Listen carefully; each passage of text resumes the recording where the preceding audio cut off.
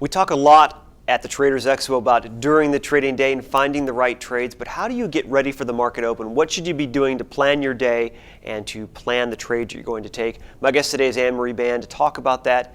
Anne-Marie, so what should I be doing moments, maybe a few minutes before the market opens, even further before, to get ready? I think a critical element of trading is preparation.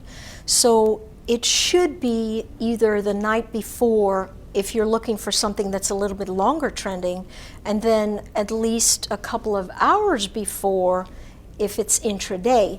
Now, there are many of us that are very good at being on the fly and getting in and doing what we need to, but a lot of us aren't, especially for novices, and we end up thinking to ourselves, wow, I don't know what to do.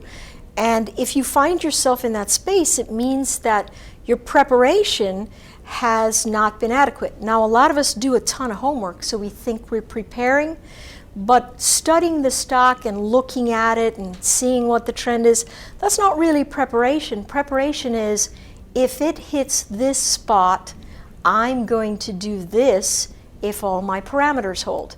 Right? And then if it breaks down, this is what I'm going to do. So that can work. And a lot of us don't really get to that fine execution point. All right, with so much to trade, just in the stock market alone, how do you decide, flipping through charts, or what price points you're going to watch, what you're going to trade? Should I narrow it down to a small group so I can make this bite-sized?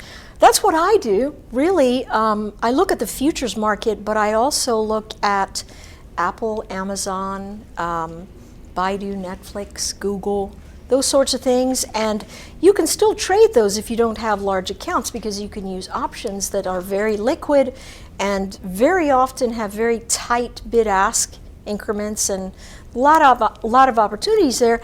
I think really so many folks are looking for the great big explosion stock on the day that it leaves them a bit scattered.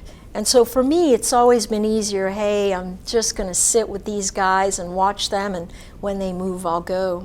How about news? Does that play into a lot about what you're looking at right before the open or in the morning of? Oh, absolutely. Absolutely. Because the news will make something break a level or lose a level, and how it happens to respond after that is the most important thing. When I was a younger trader, I would move with the candle that was moving. I would jump in the direction of the candle, and many of those candles are hot or emotional, and they have a tendency to retrace. So I would end up thinking I was going in the right direction, have it reverse on me, get stopped out, and then it rolls around and does something else. So definitely wait for after that news event, see if it breaks or holds a level, and then move from there. All right, and then finally, how about that first 30 minutes of the trading day? It can often be pretty volatile. Should I stay away if I'm a new trader, or is that the best time to learn? That's a good question. Well, it's a great time to learn if you're paper trading, if you're a newer trader. If you have skill, there's nothing wrong, of course, with stepping in just so long as you know where those parameters are. But if you are a little indecisive and a little uncertain, let those 30 minutes wash out. Get comfortable with opportunity cost.